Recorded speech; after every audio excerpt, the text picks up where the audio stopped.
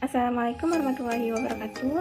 Saya Siti Rosmeja dari Prodi PGSD Unit 3 Universitas Samudra akan menjelaskan secara singkat materi mengenai mode-mode pembelajaran IPA di sekolah dasar. Nah, yang pertama ada mode pembelajaran langsung. Mode pembelajaran langsung merupakan strategi pembelajaran kita untuk melatih siswa agar dalam pelajarannya bisa sesuai dengan pengetahuan deklaratif dan proseduralnya yang terstruktur dengan baik dan diajarkan dengan pola yang bertahap. Pengetahuan deklaratif yaitu pengetahuan tentang sesuatu yang berupa fakta, konsep, prinsip, atau generalisasi. Sedangkan pengetahuan prosedural yaitu pengetahuan tentang konsep melaksanakan suatu pemahaman. Langkah-langkah merencanakan pembelajaran langsung yaitu yang pertama kita harus merumuskan tujuan, di mana tujuan yang dirumuskan harus sesuai dengan kompetensi yang akan dicapai oleh siswanya. Yang kedua, memilih isi atau materi, yaitu kita harus memilih isi materi yang akan kita sampaikan kepada peserta didik kita. Yang ketiga, melakukan analisis tugas. Yang keempat, merencanakan waktu dan ruang yang sesuai dengan siswanya. Yang kedua, model pembelajaran berbasis masalah. Pembelajaran berbasis masalah merupakan suatu pendekatan kita untuk membelajarkan siswa mengembangkan keterampilan berpikir, keterampilan memecahkan masalah, serta mengembangkan keterampilan intelektualnya. Cara mengembangkan siswa berpikir dapat kita lakukan dengan mempelajari berbagai hal dan dapat mengaitkannya dengan permasalahan kehidupan sehari-harinya. Cara mengajarkan kemampuan berpikir dapat kita mulai dengan cara yang pertama, memberikan siswa informasi dan memulai pelajaran dengan cara yang terbuka dan tidak bersifat mengancam. Yang kedua, semua komentar atau pendapat siswa dapat kita terima dan kita hargai. Yang ketiga, kita harus mendorong semangat siswa dibandingkan kompetensi untuk menghindari kita membanding-bandingkan sesama siswa. Yang keempat, kita harus berfokus pada pelajaran dan pemahaman dibandingkan dengan pemberian nilai. Pembelajaran berbasis masalah juga didefinisikan sebagai interaksi antara stimulus dan respon, yaitu merupakan hubungan antara dua arah belajar dan lingkungan.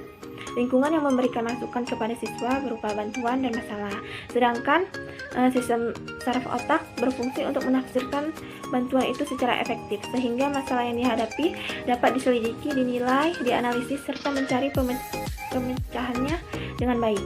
3. Model pembelajaran kooperatif. Pembelajaran kooperatif adalah pendekatan pembelajaran yang berfokus pada penggunaan kelompok kecil siswa untuk bekerja sama dan memaksimalkan kondisi belajar untuk mencapai tujuan belajarnya. Pembelajaran kooperatif memiliki tujuan untuk meningkatkan partisipasi siswa, memfasilitasi siswa untuk melatih kepemimpinannya dan keputusan kelompok, serta memberikan kesempatan berinteraksi dengan perbedaan latar belakang siswa. Unsur terpenting dalam pembelajaran kooperatif yaitu yang pertama, saling ketergantungan yang positif, di mana siswa harus saling bekerja sama untuk mencapai tujuan yang sama. Yang kedua, interaksi antara siswa yang semakin meningkat. Yang ketiga, tanggung jawab individual. Yang keempat, keterampilan interpersonal dan kelompok kecilnya. Yang kelima, proses kelompok. Nah, dalam pembelajaran kooperatif memiliki beberapa tipe.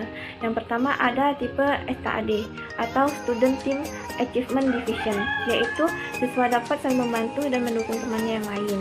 Yang kedua ada TGT atau Team Games Turnamen.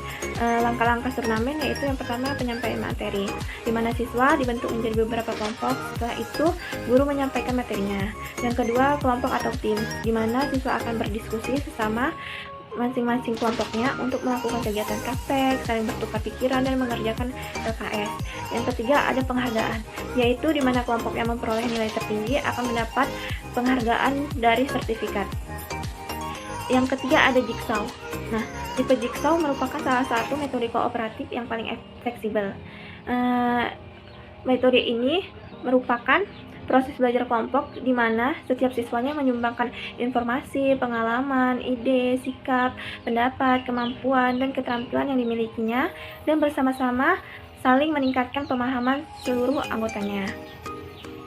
Demikian singkat materi tentang model-model pembelajaran dari saya. Apabila ada kesalahan kata, saya mohon maaf. Saya akhiri dengan Assalamualaikum warahmatullahi wabarakatuh.